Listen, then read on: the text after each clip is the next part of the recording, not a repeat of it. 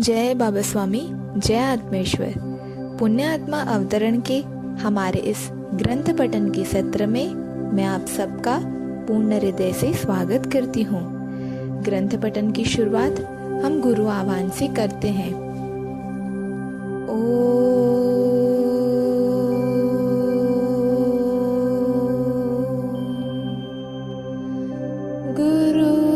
गुरुर्ब्रह्मा गुरुर्विष्णु गुरुर्देवो महेश्वर गुरुर्साक्षात् परब्रह्म तस्मै श्री गुरवे नमः। तस्मै श्री गुरवे नमः। तस्मै श्री गुरवे नमः।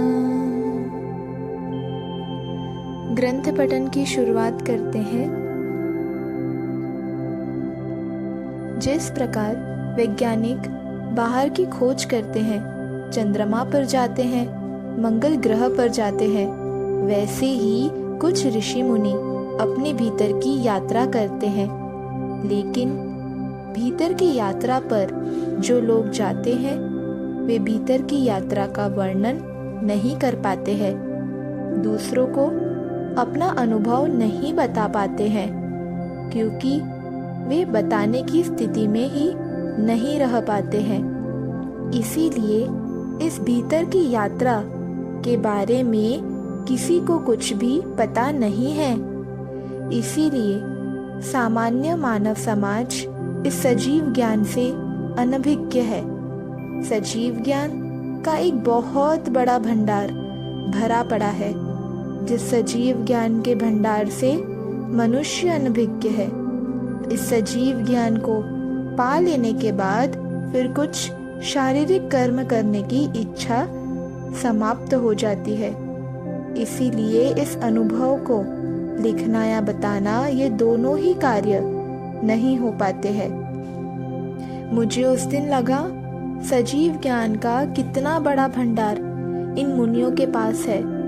यह भंडार लेकर ये एक दिन इस दुनिया से चले जाएंगे और दुनिया को इस भीतर की यात्रा का पता भी नहीं चलेगा। मैंने मन ही मन प्रार्थना की, हे गुरुदेव, इतनी सारी शक्तियाँ लेकर आप इस घने जंगल में बैठे हो।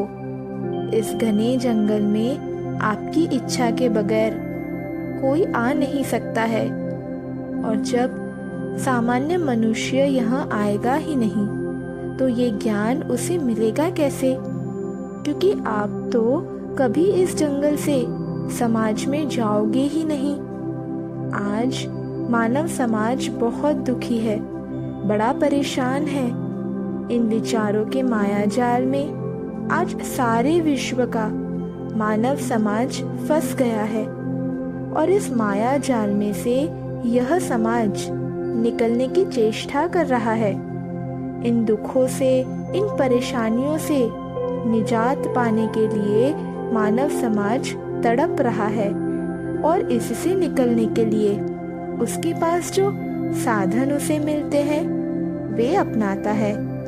कई लोग हैं जो पूजा पाठ करते हैं, कुछ लोग मंदिरों में जाते हैं, कुछ हवन करते हैं, कुछ लोग जाप करते हैं। यानी भीतर जाने के लिए मानव प्रयास कर रहा है, भीतर भी जाना चाहता है। वह शाश्वत आनंद की प्राप्ति करना चाहता है। कभी कहीं बड़ी भारी पूजा करके आरती के समय एक क्षण भी शाश्वत आनंद मिलता है तो एक क्षण को ही पाकर खुश हो जाता है। कोई लोग तरीकों से खोजने की कोशिश कर रहा है, तो कोई इस भयानक स्थिति से भागने की कोशिश कर रहा है।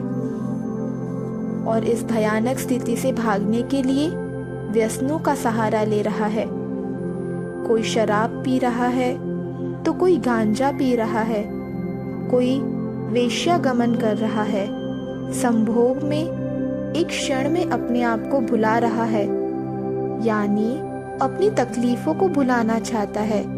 और इस प्रकार से परिस्थिति से भागना पलायनवाद है, और यह इस परिस्थिति से पार होने का मार्ग नहीं है, और उस शाश्वत आनंद की प्राप्ति का मार्ग ही समाज को पता नहीं है। गुरुदेव, आप सब कुछ जानते हैं। मैं किसी परिस्थिति से भागकर आपके पास नहीं आया हूँ, और न ही किसी शाश्वत आनंद की खोज में आपके पास आया हूँ। मैं तो भेजा गया हूँ। किसी सद्गुरु ने मुझे आपके पास भेजा है, यानी मैं भी स्वयं आप तक पहुँचने की योग्यता नहीं रखता हूँ और न ही इसके योग्य हूँ। वह तो गुरु कृपा है कि उन्होंने एक लात मारी और मैं आपके पास पहुँच गया हूँ। अब आ ही गया हूँ तो मेरे जीवन का एक ही उद्देश्य है, जो मुझे प्राप्त हो वह समाज में बांटने के लिए प्राप्त हो या फिर न हो, और जो मैं मानव समाज को न दे सकूं, ऐसा कोई ज्ञान मुझे नहीं चाहिए, ऐसा कोई शाश्वत आनंद मुझे नहीं चाहिए। उस शाश्वत आनंद को मैं अकेला लेकर क्या करूं, क्योंकि मुझे तो वह पाने की चाहत ही नहीं है। अगर फिर भी आप ये ज्ञान देना ही चाहते हैं तो इस आशीर्वाद के साथ दीजिए कि उन सुपात्र आत्माओं तक यह ज्ञान पहुंचा सकूं, जो इस ज्ञान को पाने के लिए ही इस धरती पर आई है। मैं आपके सजीव ज्ञान का संदेश वाहक बनना चाहता हूँ। गुरुदेव, मुझे अपना माध्यम बनाएं। मैंने उन आत्माओं को आश्वासन दिया है, जब ज्ञान की प्राप्ति मुझे होगी तब वह ज्ञान मैं आपको दूंगा ही। और इस आशा से आज 800 सालों से ये आत्माएं मेरे साथ यात्रा कर रही है। इन सब की आशाएं मेरे साथ लगी है। उन्हें मार्ग का पता नहीं है, भटक रही है, मार्ग खोज रही है। यह मेरा आखिरी जन्म है। मैं सब प्राप्त कर चुका हूँ, पर वह मेरे लिए है। मैं अकेला यह लेकर जाना नहीं चाहता, लेकिन अब मेरा भी जाने का समय हो गया है। मैं अपने आश्वासनों से बंधा हूँ। इन आश्वासनों को पूर्ण किए बिना मुझे भी मोक्ष प्राप्त नहीं हो सकता है। कृपा कीजिए और यह सजीव ज्ञान बांटने का उपाय बताएं। गुरुदेव, मेरी स्थिति को समझिए। बड़ी खराब मेरी स्थिति हो रही है। मैं ही अटक गया हूँ। मेरी स्थिति उस माँ के समान है जिसकी स्तनों में बच्चों के लिए बहुत दूध आ गया है।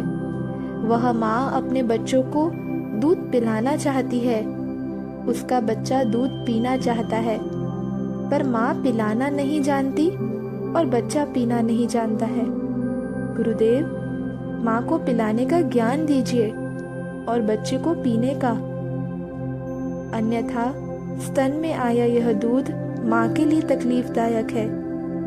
गुरुदेव, समाज यह नहीं पहुंच सकता। आप समाज में नहीं जा सकते तो यह मार्ग मानव समाज को पता कैसे चलेगा? गुरुदेव, कृपा कीजिए। मैं बार बार गिड़गिड़ा रहा था, रो रहा था, और रोते रोते मेरी कब समाधि लग गई इसका पता भी नहीं चला। लेकिन जब उठा तब गुरुदेव ने मेरे सिर पर हाथ रखा हुआ था। यह समझ में आ गया था।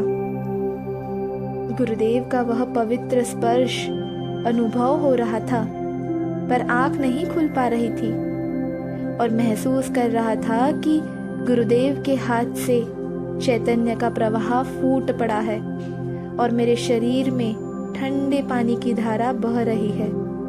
मैं रोते हुए ही बोला, गुरुदेव, बांटने का ज्ञान दीजिए। यह ज्ञान बांटना सिखाएं। जो ज्ञान मैं बांट न सकूं, वह मेरे किस काम का? मुझे तो इसकी आवश्यकता ही नहीं है। मैंने सब कुछ पा लिया है। आपको पाकर अब तो मोक्ष की कामना भी नहीं है। आपका सानिध्य छोड़कर मैं मोक्ष भी पाना नहीं चाहता हूँ। गुरुदेव, जीवन में कुछ भी बांटना बड़ा कठिन है, पर बांटने के लिए ही मैं जन्मा हूँ, अन्यथा मुझे जन्म लेने की आवश्यकता ही क्या थी। गुरुदेव, मेरे जीवन का उद्देश्य ही बांटना है। अगर वह उद्देश्य ही प्राप्त नहीं हुआ तो यह जीवन व्यर्थ है। मैं अब जीना ही नहीं चाहता। अगर जीवन में बांटने को न मिले तो मुझे कुछ भी नहीं चाहिए, क्योंकि मुझे आवश्यकता नहीं है। यह अधिक ज्ञान मेरे लिए बोझ हो रहा है। मैं बड़ा भार अनुभव कर रहा हूँ और यह बोझ बढ़ते ही जा रहा है। मैं क्या करूँ? गुरुदेव, कुछ मार्ग बताएं। मैं ऐसा कहकर रोने लगा। गुरुदेव ने कहा, आंखें खोलो, देखो यह विश्व कितना सुंदर है,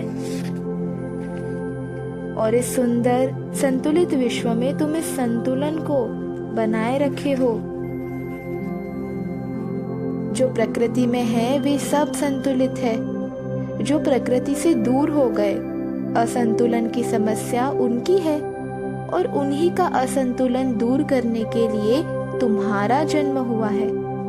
आज तुम्हें तुम्हारे ही जन्म का रहस्य बताता हूँ। तुम्हारा जन्म उन पवित्र आत्माओं के मार्गदर्शन के लिए हुआ है, जो पिछले 800 सालों से प्रत्येक जन्म में तुम्हारे साथ साथ चली रही है, और तुम ही उनकी आशा की एकमात्र किरण हो।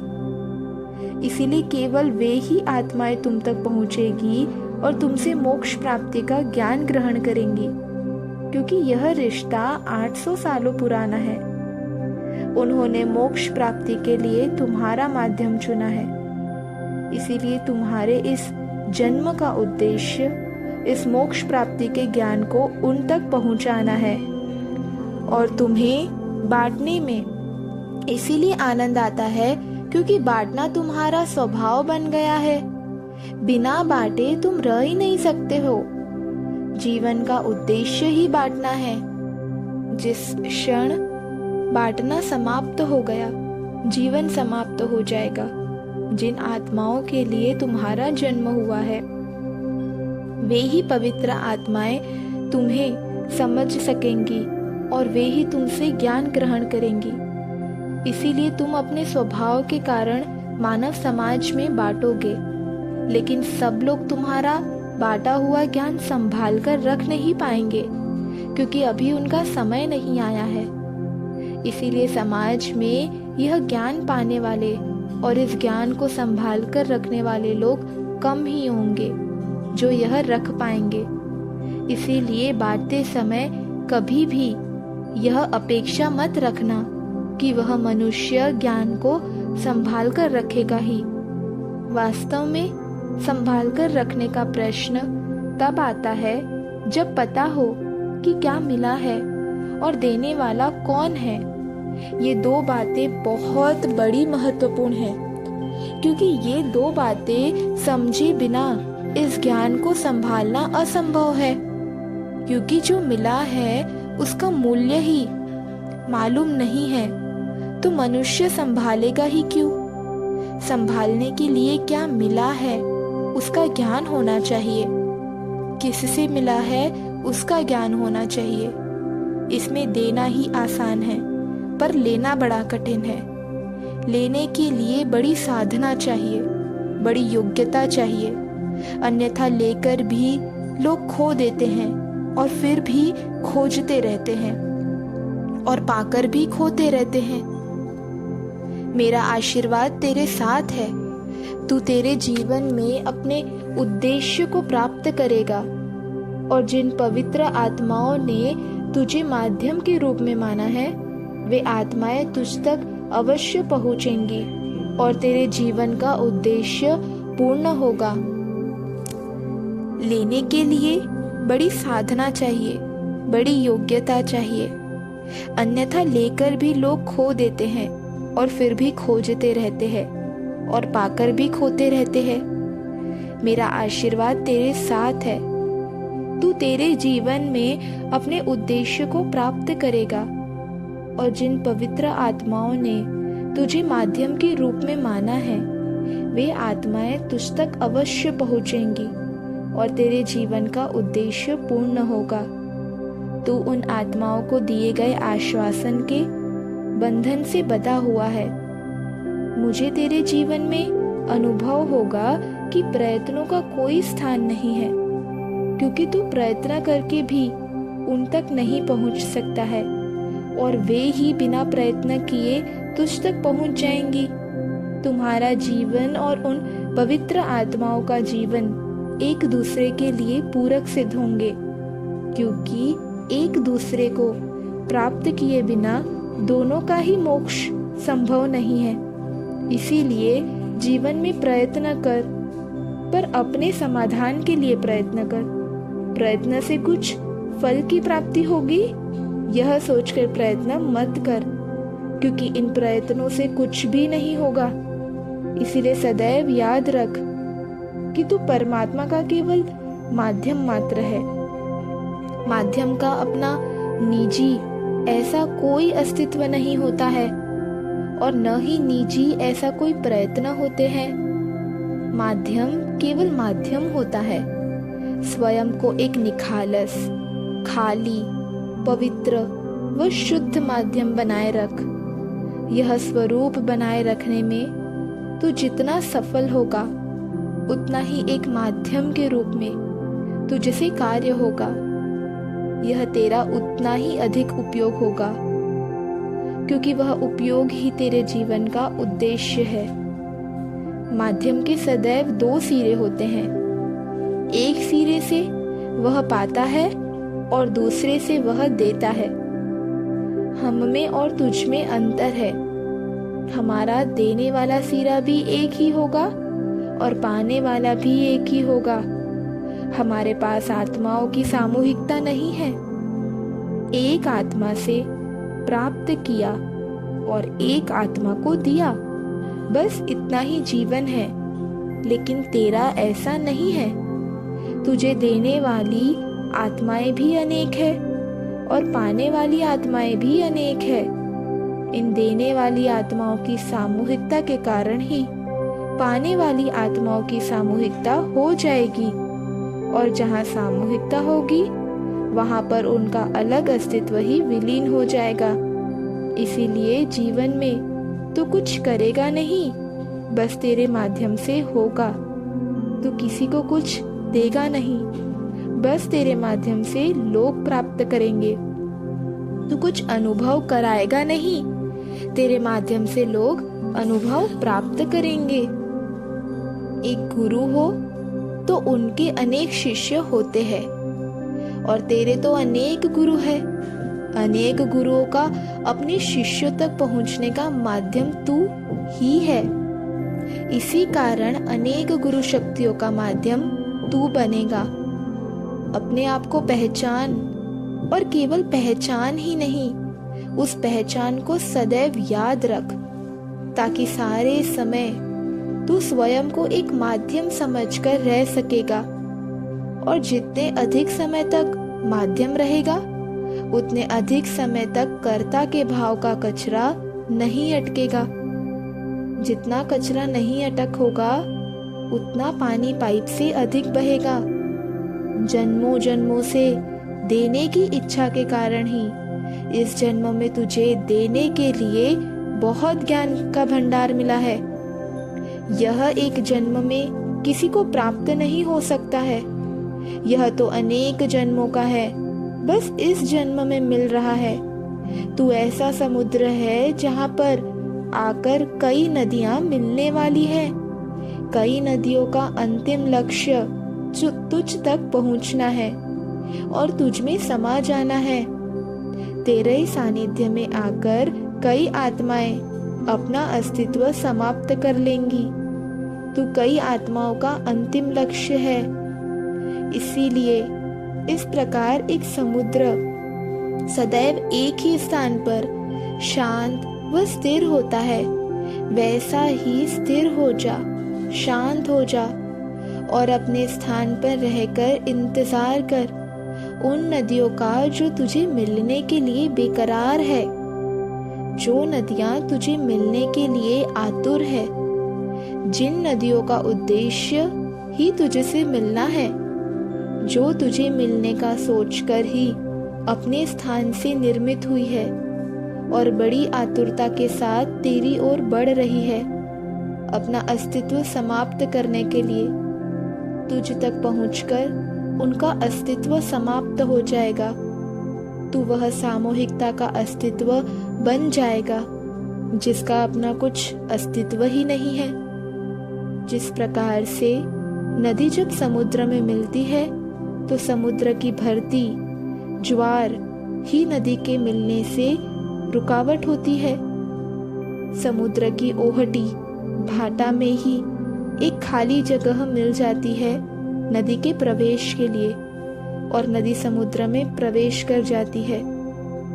समुद्र की ओहटी नदी को अपने आगोश में लेने के लिए नदी को आमंत्रित करती है और समुद्र का आमंत्रण ही नदी की गति को बढ़ा देता है। बिल्कुल ठीक इसी प्रकार तू जितना प्रयत्न करेगा उतना ही बाहर की ओर होगा और जितना बाहर की ओर होगा उतना ही माध्यम के कार्य में बाधा खड़ी करेगा और जितना शांत होगा, जितना प्रयत्नहीन होगा उतना ही भीतर होगा और जितना भीतर होगा उतना ही उन आत्माओं को आकर्षित करेगा जो तुझे मिलना चाहती है। इसीलिए शांत हो जा, स्थिर हो जा, भीतर हो जा और जगह बना ताकि आत्माएं उसमें प्रवेश कर सके। तेरे प्रयत्न के कारण ही कई आत्माएं पहुंच नहीं पा रही है, कई आत्माएं भटक रही हैं। तू आत्माओं की दीवा डांडी दीप स्तंभ है। अगर दीवा डांडी एक जगह स्थिर हो और प्रकाशित हो, बस उसका कार्य हो गया।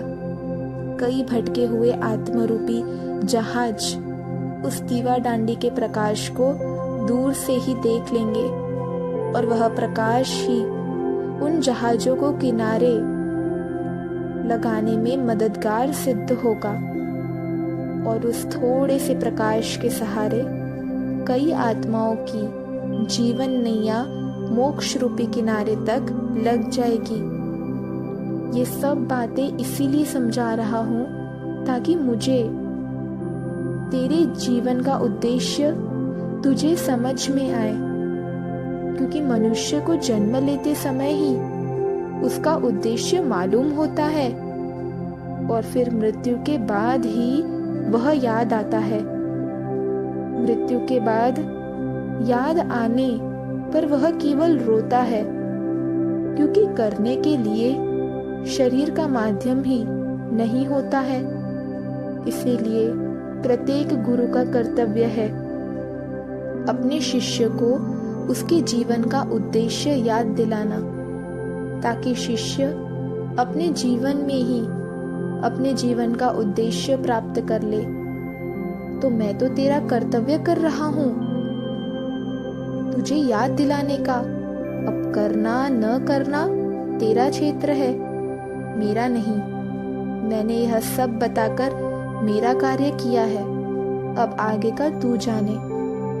मैंने मन ही मन गुरुदेव का आभार माना कि उन्होंने मुझे मेरे जीवन काल में ही मेरे जीवन का उद्देश्य बता दिया, ताकि मैं अपने जीवन में ही मेरे जीवन के उद्देश्य को प्राप्त कर सकूं।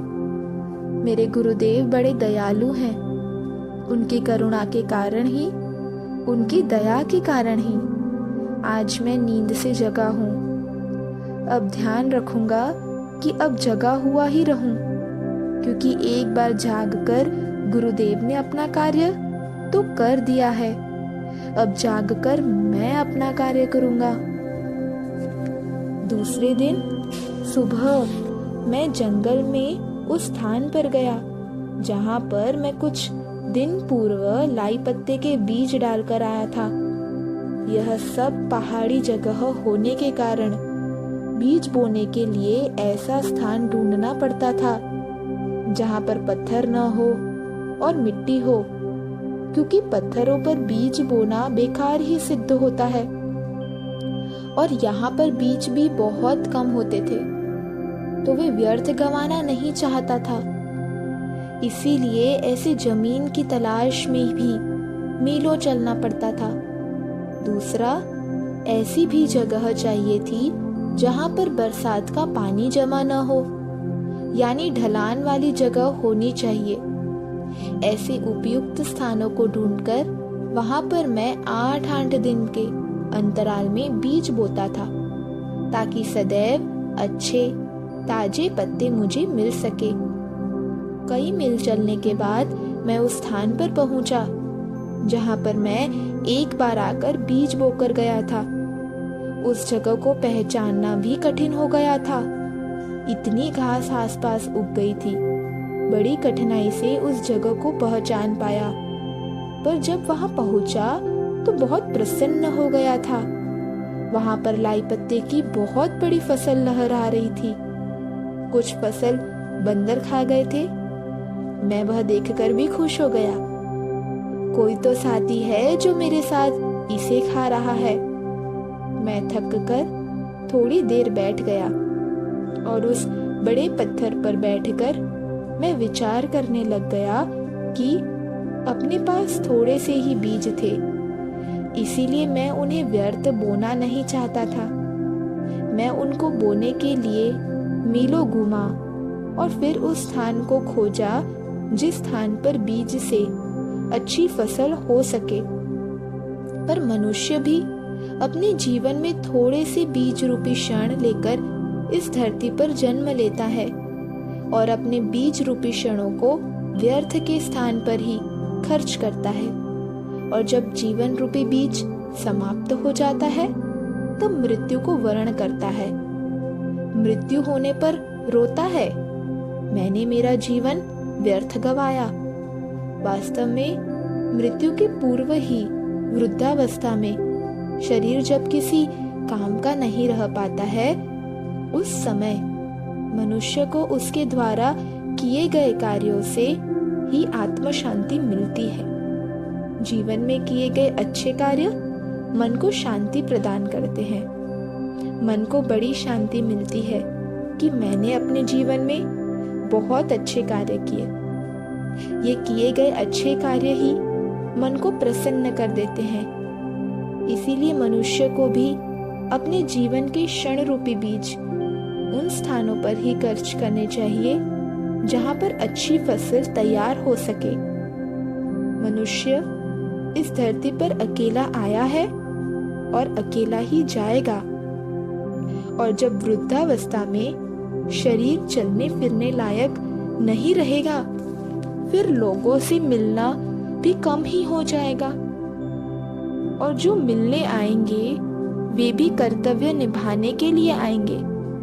तुम अभी तक जिंदा हो इसीलिए आ रहे हैं, और तुम्हें मिलकर तुम्हारी खराब दशा देखकर तुम्हारे लिए मृत्यु जल्दी आए, ऐसी ही प्रार्थना परमात्मा से करेंगे। जब ऐसे पड़े पड़े तुम भी मृत्यु का इंतजार करोगे और मृत्यु नहीं आएगी, इसीलिए जीवित रहते हुए उस समय तुम्हारे जीवन में किए गए कार्य ही तुम्हें प्रसन्नता देंगे। तुमने जीवन में कितने बीज अच्छे स्थान पर बोए, वह याद करके आत्म शांति मिलेगी। इसीलिए ऐसे एकांत के समय मनुष्य अपनी आत्मा के साथ होता है। वह आत्मा ही है जो सदैव मनुष्य के साथ रहती ही है, चाहे वह शरीर से किसी भी अवस्था में रहे। जय बाबा स्वामी, जय आत्मेश्वर। अब हम सब मिलकर कुछ देर ध्यान में जाएंगे।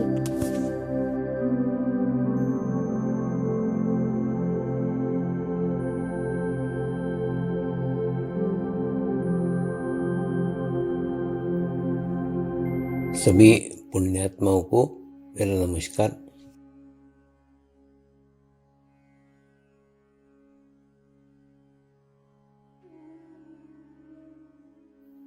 गुरुर्ब्रह्मा गुरुर्विष्णू गुरुर्देवो महेश्वरा गुरु साक्षात परब्रह्म तस्मै श्री गुरुवे नमः।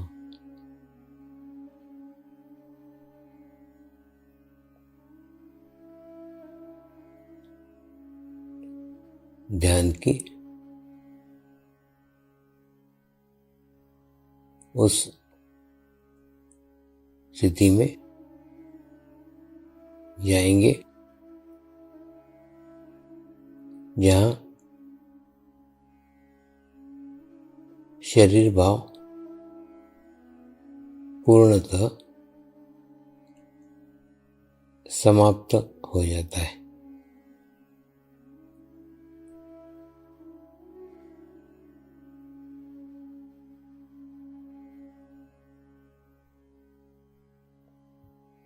अपने पूरे शरीर को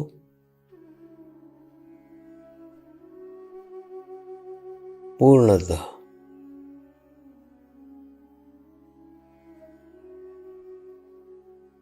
शिथिल छोड़ देंगे, एकदम रिलैक्स हो जाइए।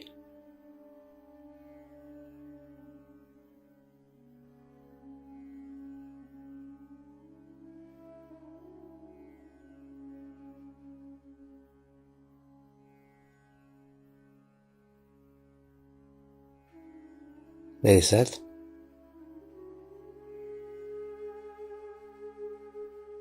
मंत्र का उच्चारण करेंगे। मैं एक पवित्र आत्मा हूँ।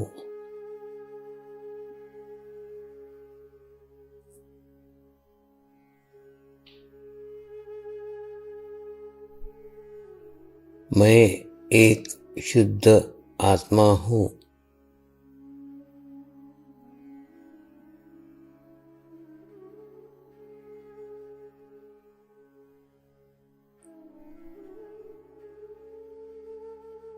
मैं एक पवित्र आत्मा हूँ।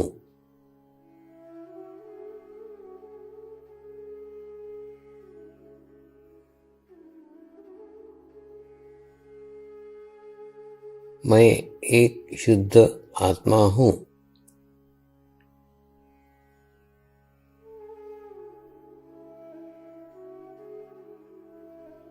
मैं एक पवित्र आत्मा हूँ।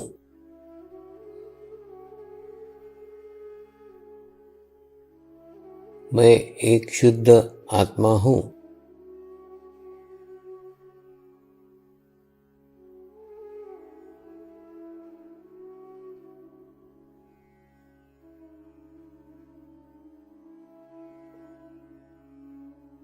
अभी इसी आत्मा भाव को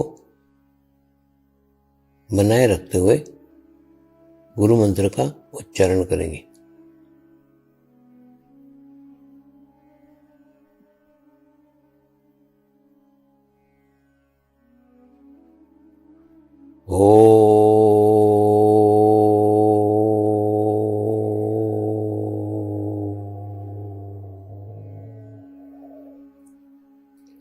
श्री शिवकृपानंद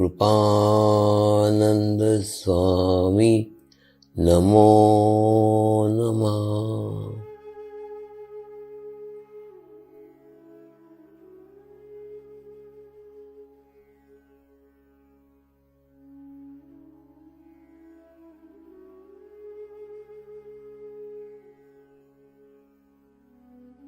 ओम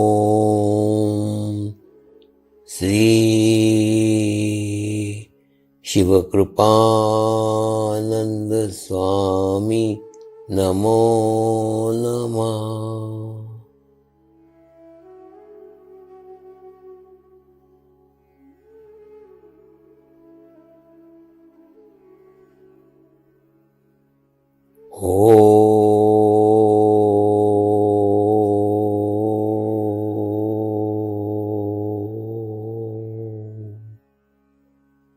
श्री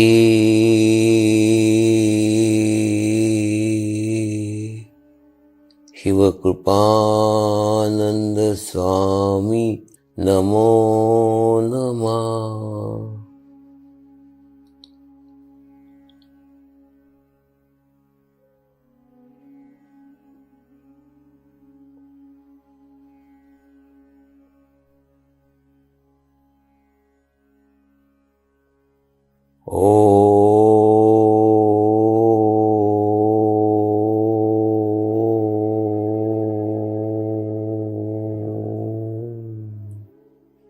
श्री शिवकृपानंद स्वामी नमो नमः।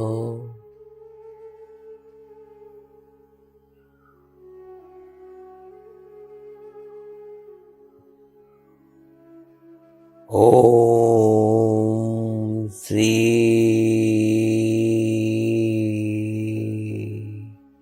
शिवकृपानंद स्वामी नमो नमः।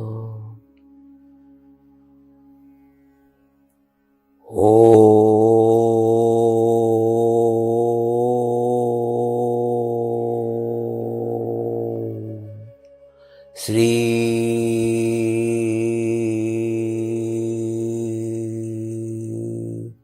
शिवकृपानंद स्वामी नमो नमः।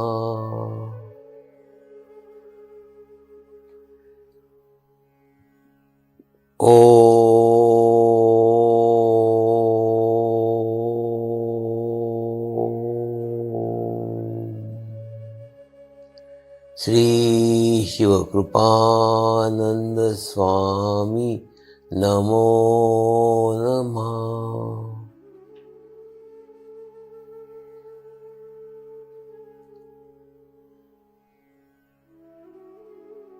ओम श्री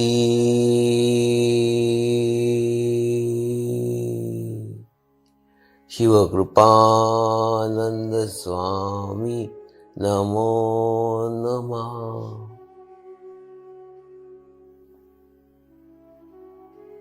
ओम श्री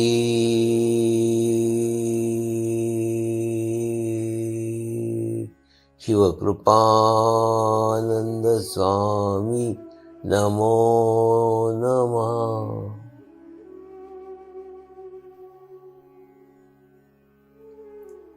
अब आप अपना चित्त सहस्त्रार पर रख के थोड़ी देर के लिए ध्यान में जाएंगे।